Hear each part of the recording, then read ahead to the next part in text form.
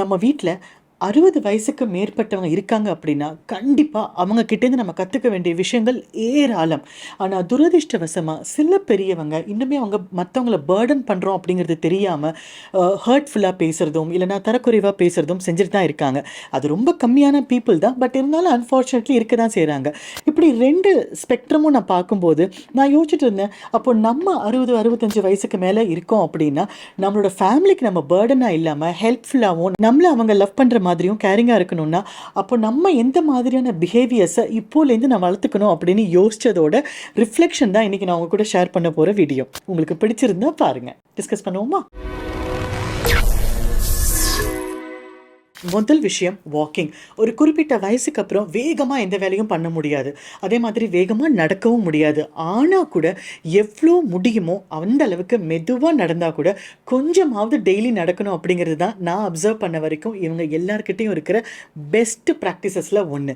ஏதாவது வேணும்னா நம்மளே போய் எடுத்துக்கிறது, இல்ல டிவி ஆன் பண்றது, ஏசி ஆன் பண்றது, இல்ல சின்ன சின்னதா நடந்து போய் ஏதாவது ஒரு ஹெல்ப் பண்றது. இந்த மாதிரி வாக்கிங்க அவங்க மெதுவா ஆயிட்டா கூட அவங்க ஸ்டாப் பண்ண மாட்டாங்க. 2வது, எவ்வளோ மனசு கஷ்டமா இருந்தாலும் நமக்கு பேசுறதுக்கு ஒரு நண்பனோ தோழியோ வேணும். அது யாரா வேணா இருக்கலாம். ஆனா அட்லீஸ்ட் இந்த பிராயத்திலேருந்தேவாவது நம்ம ஒரு நண்பனையோ ஒரு தோழியையோ சம்பாதிச்சு வச்சுக்க வேண்டியது ரொம்ப முக்கியம். ஏன்னா 60 வயசுல நம்ம பேசுறத கேட்கறதுக்கு யாரும் இருக்க மாட்டாங்க. ஆனா நமக்கு நிறைய பேசணும் போல இருக்கு அப்படின்னா கேட்கறதுக்கு ஒரு ஜீவனாவது வேணும்ல. இப்பலேருந்தே நம்ம பிளான் பண்ணிக்கலாம். என்ன சொல்றீங்க? 3வது, நான் இந்த மாதிரி எல்டர்ஸ் கூட பழகும்போது நான் அப்சர்வ் பண்ண ஒரு பியூட்டிஃபுல்லான குவாலிட்டி என்ன அப்படின்னா, அவங்களோட லைஃப்லயும் நிறைய கஷ்டங்களை அவங்க அனுபவிச்சிருக்காங்க. எனக்கு தெரியும். நானும் அவங்க கூட தான் இருந்திருக்கேன். சில விஷயங்கள நானும் விட்னஸ் பண்ணியிருக்கேன். சில விஷயங்கள சொல்லி கேட்டிருக்கேன். மத்தவங்க சொல்லி கேட்டிருக்கேன். ஆனா இவங்கள்ல யாருமே பாஸ்ட்ல நடந்த எந்த ஒரு விஷயத்தையும் பெரிய கம்ப்ளைனா சொல்லிக்கவே மாட்டாங்க. அதுலயும் குறிப்பா 2, 3 ஆன்டி சொல்லுவாங்க, எல்லாரோட வாழ்க்கையிலயும் அந்த காலகட்டத்துல நடந்த கஷ்டங்கள் தான் மைத்ரி எங்களுக்கும் நடந்தது. அதனால அதுல ஸ்பெஷலா ஒண்ணும் இல்ல. அத பத்தி நம்ம பேசி திரும்பவும் இந்த பிரசன்ட்டையும் நான் வந்து ஸ்ட்ரகிள் ஆக்கிக்கவோ, இல்லன்னா கம்ப்ளைண்ட் பாக்ஸா இருக்கவோ நான் விரும்பல. எப்பயாவது ஞாபகம் வரும்போது 1, 2 நிமிஷம் ஷேர் பண்ணுவோம். பட் அத நாங்க ஒரு கம்ப்ளைண்ட்டா பாஸ்ட்ட பத்தி நாங்க பேசுறத விரும்பல அப்படின்னு சொல்லுவாங்க. எவ்ளோ பெரிய பிராக்டிஸ் இல்ல அது. 4வது பிராக்டிஸ், அவங்களால முடிஞ்ச வரைக்கும் சின்ன சின்ன உதவியா இருந்தா கூட ரொட்டீனா அவங்க ஃபேமிலில இருக்கிற எல்லாருக்கும் ஹெல்ப் பண்றதுக்கு ஒரு வேலையாவது வச்சிருப்பாங்க. காய்கறி நறுக்கி கொடுக்கறது, கார்டனிங் பண்றது, நியூஸ் பேப்பர் கொண்டு வர்றது, பால் கொண்டு வர்றது, இல்லைன்னா வீட்டில் கரெக்டாக அந்த டைம்ல ஸ்லோகம் போடுறது, வீட்டில் லைட்ஸ் ஆன் பண்றது, ஏதோ ஒரு வேலை அவங்களுக்குன்னு ஒரு ரொட்டீன் செட் பண்ணி அவங்களால எந்த எக்ஸ்டென்ட்டுக்கு பண்ண முடியுமோ அந்த மாதிரி ஒரே ஒரு வேலையாவது கண்டிப்பா அவங்க ஃபேமிலி மெம்பர்ஸ்க்காக அவங்க பண்ணுவாங்க. அவங்களோட எனர்ஜியை அவங்க ஃபேமிலிக்காக அவங்க ஷேர் பண்ணுவாங்க.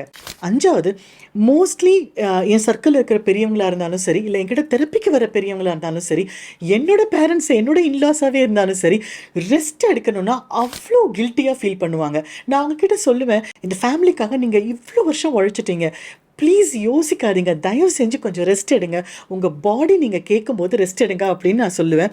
அதே தான் என்னோட சர்க்கிள் இருக்கிற பெரியவங்களும் சொல்லுவாங்க.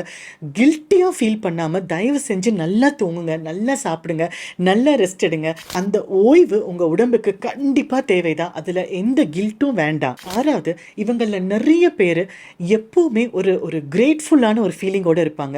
லைஃப்பில் நாங்கள் எவ்வளோ கஷ்டப்பட்டோம், எவ்வளோ அனுபவித்தோம், ஆனால் கூட அதெல்லாம் கிராஸ் பண்ணுற மாதிரி அந்தந்த நேரத்தில் ஏதோ ஒரு உதவி தெரிஞ்சோ தெரியாமலோ எங்களுக்கு கிடைச்சிட்டு தான் இருந்தது. இப்போ நினச்சி பார்க்கும்போது அதுக்கு நான் ரொம்ப தேங்க்ஃபுல்லாக இருக்கேன். இன்னைக்கு காலையில் நான் ஆரோக்கியமாக கண்ணு வச்சதுக்கு நான் ரொம்ப கிரேட்ஃபுல்லாக ஃபீல் பண்ணுறேன். இன்னைக்கு நான் இவ்வளோ நல்ல உணவு கிடைச்சதுக்கு நான் ரொம்ப கிரேட்ஃபுல்லாக ஃபீல் பண்ணுறேன். இன்னைக்கு நீங்கள்லாம் வீட்டுக்கு வந்தது எனக்கு அவ்வளோ சந்தோஷம், இன்னைக்கு நாள் ரொம்ப நல்லா இருந்தது அப்படின்னு அவங்களோட கிரேட்ஃபுல்னஸையும் ஹாப்பினஸையும் எக்ஸ்பிரஸ் பண்ணுறது இன்னொரு பியூட்டிஃபுல்லான குணம் நான் அவங்க கிட்டேருந்து கற்றுக்கிறது.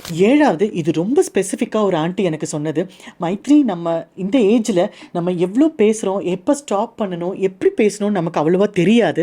ஆனால் என்னால் பண்ணக்கூடிய ஒரு வேல்யூ ஆடட் விஷயம் என்ன தெரியுமா?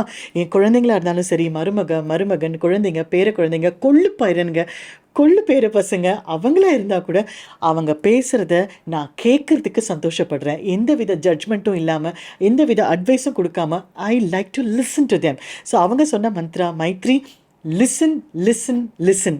யார் என்ன பேசினாலும் கவனமாக கேட்டுகிட்டே இருக்கிறது நம்ம இன்னொருத்தவங்களுக்கு பண்ணுற நன்றியும் அன்பின் வெளிப்பாடும் தான் அப்படின்னு சொல்லுவாங்க. இதெல்லாம் எப்படி ப்ராக்டிஸ் பண்ண முடியும்னு எனக்கு தெரியல. ஆனால் ப்ராக்டிஸ் பண்ணுறவங்கள நான் பார்த்துட்டு தான் இருக்கேன். ஸோ இப்போலேருந்தே மேபி நம்ம அதுக்காக பிளான் பண்ணோம் அப்படின்னா கண்டிப்பாக நம்மளாலையும் பிராயம் கூடினதுக்கப்புறம் நம்ம கூட இருக்கிறவங்களுக்கு ஒரு அழகான மொமெண்ட்ஸையும் ஒரு அழகான ஃபேமிலி டைமையும் கொடுக்க முடியும்னு நினைக்கிறேன். இது வரைக்கும் சில பேர் ஃபாலோ பண்ணலன்னா கூட பரவாயில்ல, பெரியவங்களுக்கு அட்வைஸ் பண்ணுற அளவுக்கு எனக்கு தெரியாது. ஆனால் இதில் ஏதாவது ஒரு ப்ராக்டிசஸ் உங்களுக்கு அப்ளிகபிளாக இருக்கும், நீங்களும் அதை ஸ்டார்ட் பண்ணலான்னு நினச்சிங்கன்னா ஸ்டார்ட் பண்ணிங்கன்னா, ஒரு அன்பு மகளாக என்னோட வேண்டுகோள் இதுதான். ப்ளீஸ் ஸ்டார்ட் பண்ணுங்கள். உங்களை நீங்கள் பத்திரமாகவும் ஆரோக்கியமாகவும் சந்தோஷமாகவும் பார்த்துக்கோங்க. All the best.